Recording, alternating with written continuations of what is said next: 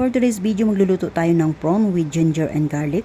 And then, i-marinate natin ito tulad ng after marinated, lagay natin sa rep ng 3 oras. Tapos na yung 3 oras, lagyan natin ng corn flour para crunchy siya kapag sila ay kakain. Habang nagmimix tayo, magpapainit na rin tayo ng mantika. And then, ilagay na natin ito. Ayan na siya.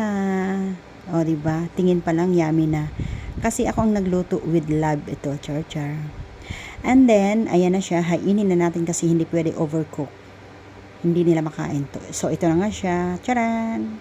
And then, ito naman yung ginger at saka garlic. Lagyan natin ng black sauce, dato puti, and of course, yung sugar na brown para maglaban yung tamis at saka asim. Ayan siya. Haluin natin ito hanggang siya ay magbubble.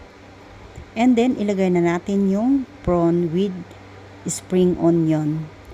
So, ayan na nga siya. O, diba? Tingin pa lang. Thank you for watching. Well done. Kung sino ang gustong magpaluto sa akin, nandito lang ako.